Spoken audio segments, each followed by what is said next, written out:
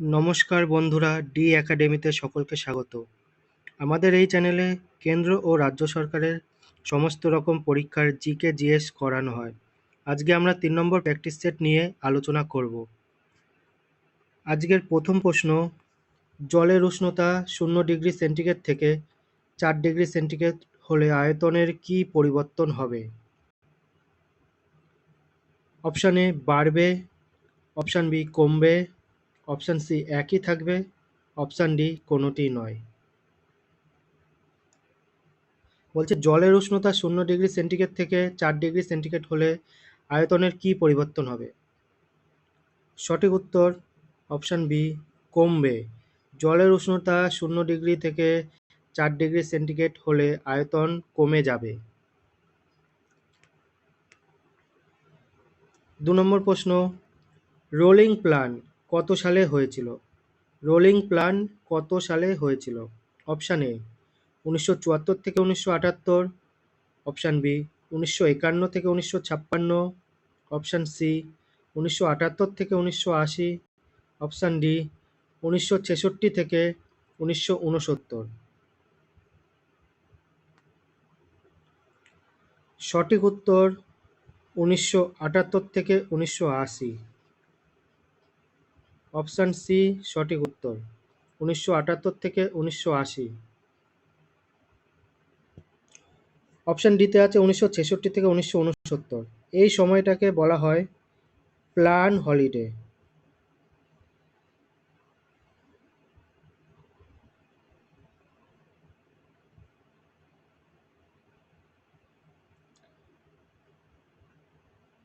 1966 থেকে 1969 সাল ছিল প্ল্যান হলিডে,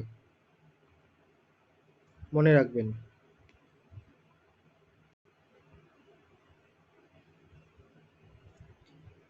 3 নম্বর প্রশ্ন, কোন পঞ্চবার্ষিকী পরিকল্পনা মেয়াদ পূর্তির 1 বছর আগে স্থগিত করে দেওয়া হয়েছিল? কোন পঞ্চবার্ষিকী পরিকল্পনা মেয়াদ পূর্তির 1 বছর আগে স্থগিত করে দেওয়া হয়েছিল? অপশান এ তৃতীয় পঞ্চবার্ষিকী, অপশান বি চতুর্থ পঞ্চবার্ষিকী, অপশান সি পঞ্চম পঞ্চবার্ষিকী, অপশান ডি ষষ্ঠ পঞ্চবার্ষিকী।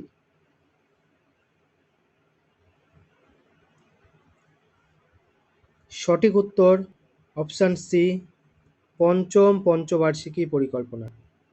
পঞ্চম পঞ্চবার্ষিকী পরিকল্পনা মেয়াদ পূর্তির 1 বছর আগে স্থগিত করে দেওয়া হয়েছিল। সময়কালটা ছিল 1974 থেকে 1978। ঠিক আছে।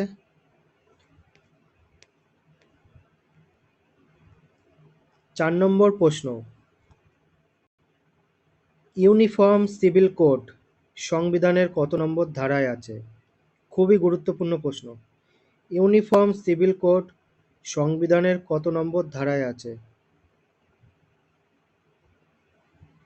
অপশান এ 42 নং ধারা, অপশান বি 40 নং ধারা, অপশান সি 55 নং ধারা, অপশান ডি 44 নং ধারা।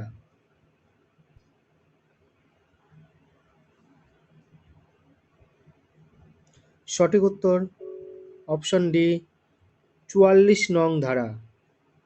ইউনিফর্ম সিভিল কোড সংবিধানের 44 নং ধারায় বর্ণিত আছে।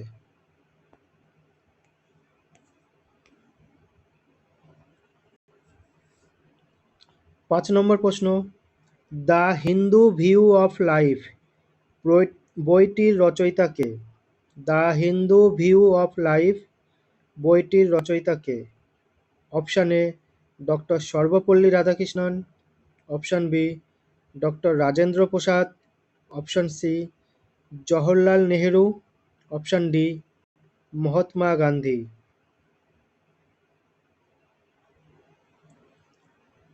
The Hindu view of life বইটির রচয়িতা হলেন option A doctor Sarvepalli Radhakrishnan.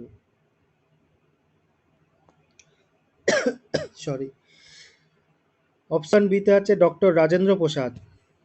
Rajendra প্রসাদের একটি গুরুত্বপূর্ণ বই হল ইন্ডিয়া ডিভাইডেড।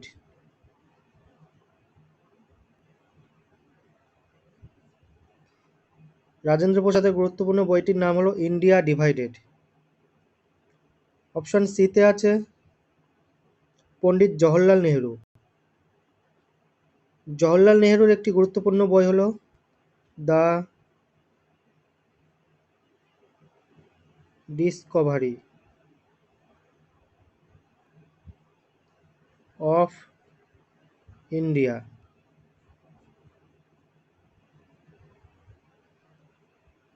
জওহরলাল নেহেরুর গুরুত্বপূর্ণ বইটির নাম হল the discovery of India. Option D Mahatma Gandhi. Mahatma গান্ধীর একটি গুরুত্বপূর্ণ বই, খুবই ইম্পর্টেন্ট, বইটির নাম হল মাই এক্সপেরিমেন্টস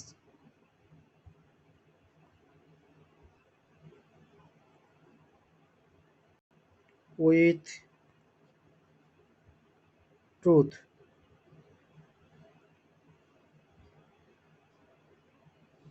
মহাত্মা গান্ধীর উল্লেখযোগ্য গুরুত্বপূর্ণ বইটির নাম হল মাই এক্সপেরিমেন্টস উইথ ট্রুথ।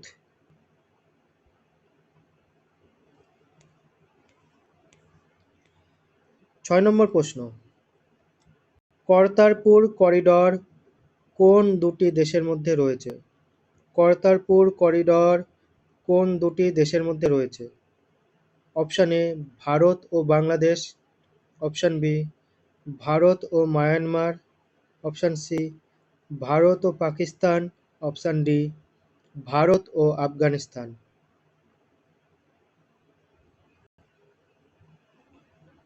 সঠিক উত্তর অপশন সি ভারত ও পাকিস্তান।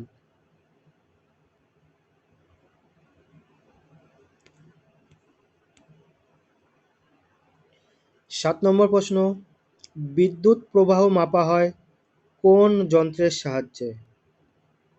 বিদ্যুৎ প্রবাহ মাপা হয় কোন যন্ত্রের সাহায্যে? Option A voltameter, option B ammeter, option C galvanometer, option D hygrometer. সঠিক উত্তর অপশন বি অ্যামমিটার। বিদ্যুৎ প্রবাহ মাপা হয় অ্যামমিটার যন্ত্রের সাহায্যে।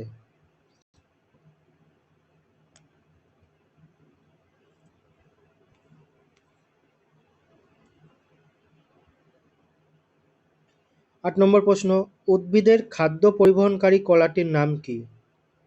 উদ্ভিদের খাদ্য পরিবহনকারী কলাটির নাম কি? অপশন এ ফ্লোয়েম কলা, অপশন বি জাইলেম কলা, অপশন সি প্যারেনকাইমা কলা, অপশন ডি ক্লেরেনকাইমা কলা।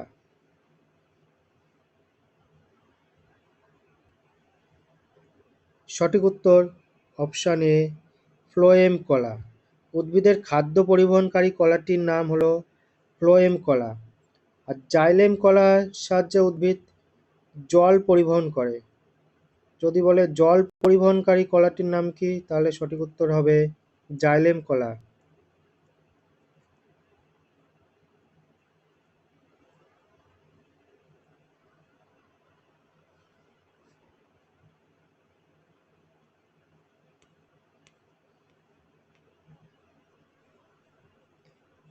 9 নম্বর প্রশ্ন, ফিউজ তারের প্রকৃতি কেমন? অপশন এ রোধ কম গলনাঙ্ক বেশি, অপশন বি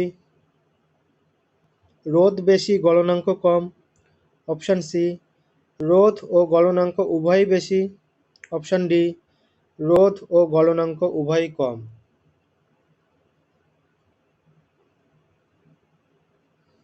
ফিউজ তারের প্রকৃতি কেমন? সঠিক উত্তর রোধ বেশি গলনাঙ্ক কম, অপশন বি।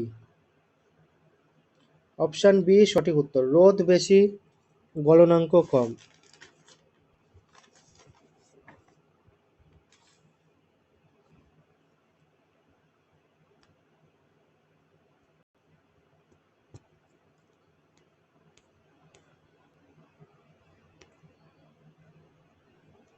10 নম্বর প্রশ্ন, দ্য আর্গুমেন্টেটিভ ইন্ডিয়া বইটির লেখক কে? দ্য আর্গুমেন্টেটিভ ইন্ডিয়া বইটির লেখক কে?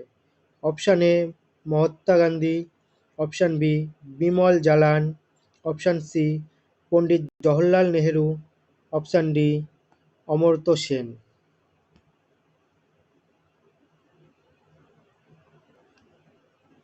সঠিক উত্তর option D Amartya Sen. The argumentative India বইটির লেখক হলেন অমর্ত্য সেন। অপশান বিতে আছে বিমল জালান। বিমল জালানের একটি গুরুত্বপূর্ণ বই হল দ্য ফিউচার অফ ইন্ডিয়া।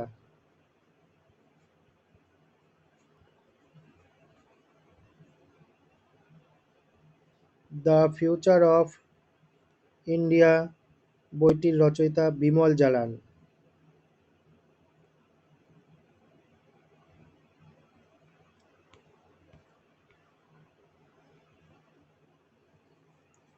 এগারো নম্বর প্রশ্ন, কলিঙ্গ পুরস্কার প্রদান করে কোন সংস্থা?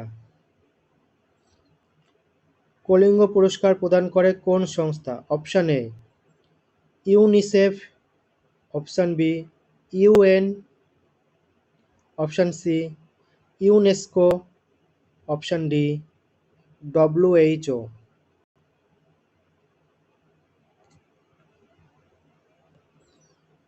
কলিঙ্গ পুরস্কার প্রদান করে, সঠিক উত্তর হলো অপশান সি ইউনেস্কো। ইউনেস্কো থেকে কলিঙ্গ পুরস্কার প্রদান করা হয়। এটি দেওয়া হয়েছিল সবার প্রথম বা সর্বপ্রথম কলিঙ্গ পুরস্কার দেওয়া হয়েছিল 1952 সালে। 1952 সাল থেকে কলিঙ্গ পুরস্কার দেওয়া হয়। ইউনেস্কো, ইউনেস্কো এর সদর দপ্তর ফ্রান্সের প্যারিস।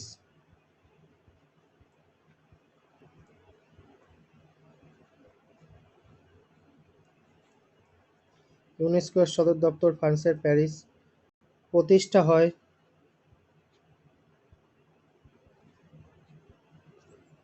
1945 সাল। 1945 সালে ইউনেস্কো প্রতিষ্ঠা হয়। আর কলিঙ্গ পুরস্কার প্রদান করা হয় 1952 সাল থেকে।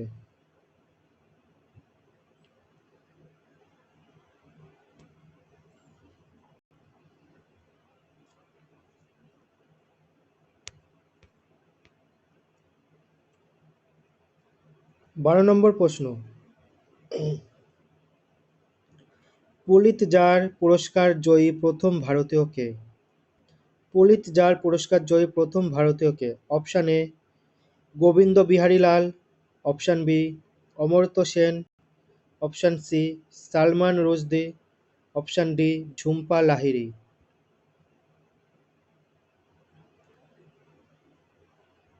সঠিক উত্তর অপশান এ গোবিন্দ বিহারী লাল।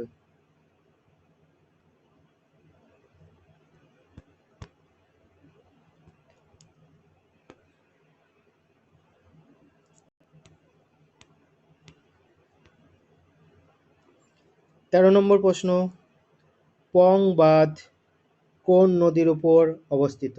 পং বাঁধ কোন নদীর উপর অবস্থিত?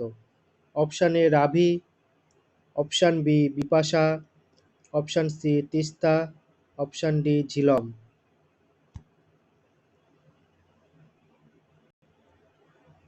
সঠিক উত্তর অপশান বি বিপাশা। বিপাশা নদীর উপর পং বাঁধ অবস্থিত।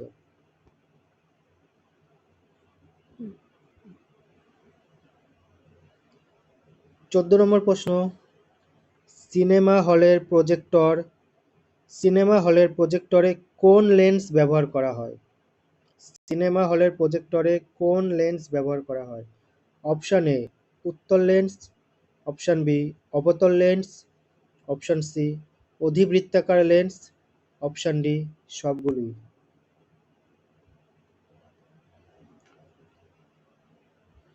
সঠিক উত্তর অপশান এ উত্তল লেন্স। সিনেমা হলের প্রজেক্টরে উত্তল লেন্স ব্যবহার করা হয়।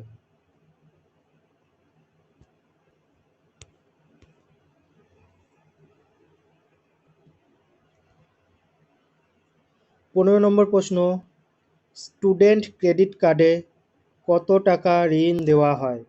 স্টুডেন্ট ক্রেডিট কার্ডে কত টাকা ঋণ দেওয়া হয়? অপশান এ 12 লক্ষ, অপশান বি 15 লক্ষ, অপশান সি 10 লক্ষ, অপশান ডি 20 লক্ষ।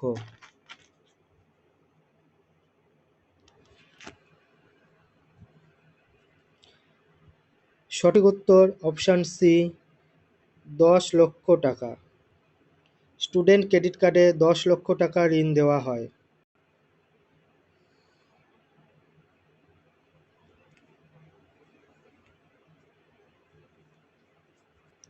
16 নম্বর প্রশ্ন,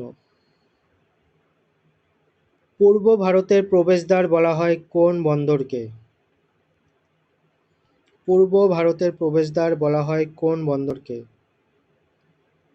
অপশান এ কলকাতা বন্দর, অপশান বি মুম্বাই বন্দর, অপশান সি পারদ্বীপ বন্দর, অপশান ডি চেন্নাই বন্দর। সঠিক উত্তর অপশান এ কলকাতা বন্দর। কলকাতা বন্দরকে বলা হয় পূর্ব ভারতের প্রবেশদ্বার।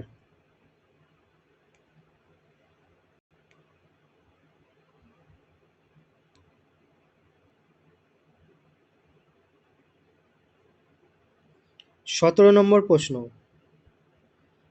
সংবিধানের কত নম্বর ধারা অনুযায়ী রাষ্ট্রপতি সুপ্রিম কোর্টের কাছে পরামর্শ চাইতে পারেন? সংবিধানের কত নম্বর ধারা অনুযায়ী রাষ্ট্রপতি সুপ্রিম কোর্টের কাছে পরামর্শ চাইতে পারেন? অপশান এ 343 নং ধারা, অপশান বি 143 নং ধারা, অপশান সি 243 নং ধারা, অপশান ডি 43 নং ধারা। সঠিক উত্তর অপশান বি 143 নং ধারা। 143 নম্বর ধারা অনুযায়ী রাষ্ট্রপতি সুপ্রিম কোর্টের কাছে পরামর্শ চাইতে পারেন।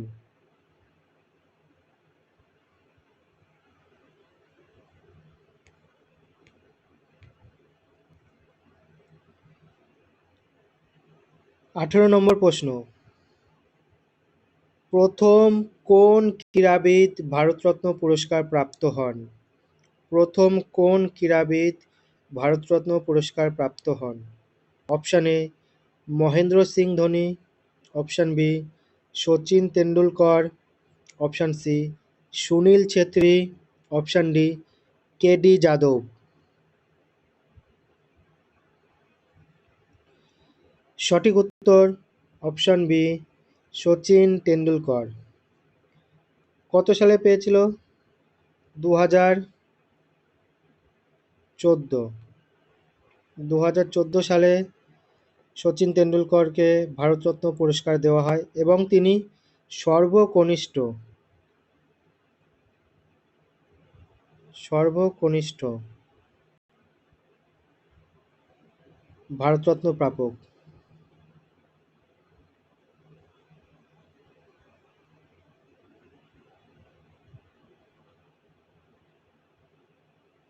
সবচেয়ে কম বয়সী বা সর্বকনিষ্ঠ ভারতরত্ন প্রাপকও হলেন সচিন তেন্ডুলকর এবং প্রথম ক্রীড়াবিদ হিসেবেও তিনি।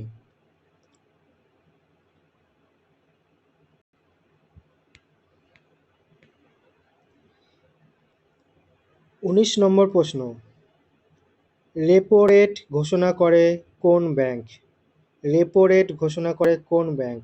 Option A SBI, option B PNB, option C RBI, option D HDFC.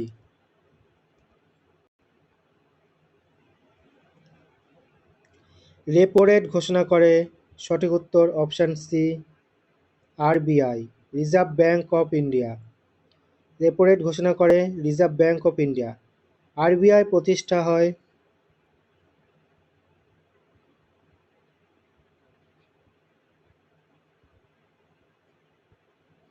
1935 সালে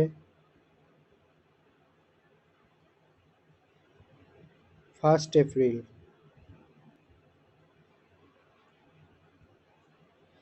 আরবিআই প্রতিষ্ঠা হয় 1935 সালের 1 এপ্রিল এবং আরবিআই আরবিআইয়ের সাথে 14টি ব্যাংক জাতীয়করণ করা হয় 1949 সালে।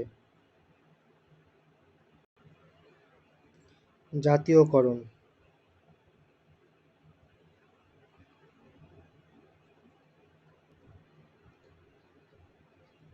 14টি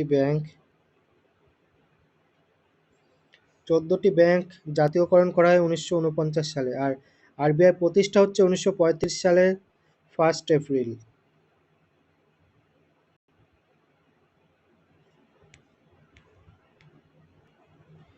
কুড়ি নম্বর প্রশ্ন এবং আজকের শেষ প্রশ্ন, ললিত কলা একাডেমি কোথায় অবস্থিত? ললিত কলা একাডেমি কোথায় অবস্থিত? Option A Mumbai, option B Kolkata, option C New Delhi, option D Hyderabad.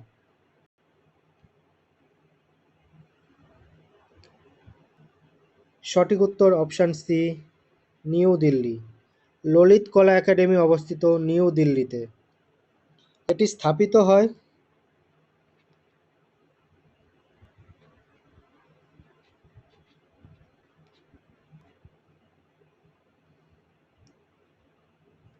1954 সালে। ললিত কলা একাডেমি স্থাপিত হয় 1954 সালে। আজকের মতো এই পর্যন্তই। ভিডিওটি কেমন লাগলো অবশ্যই কমেন্ট করে সবাই জানাবেন, এবং আমাদের চ্যানেলে নতুন হলে চ্যানেলটিকে সাবস্ক্রাইব করবেন এবং বন্ধুদের সাথে শেয়ার করে আমাদের চ্যানেলটিকে শেয়ার করবেন। ধন্যবাদ।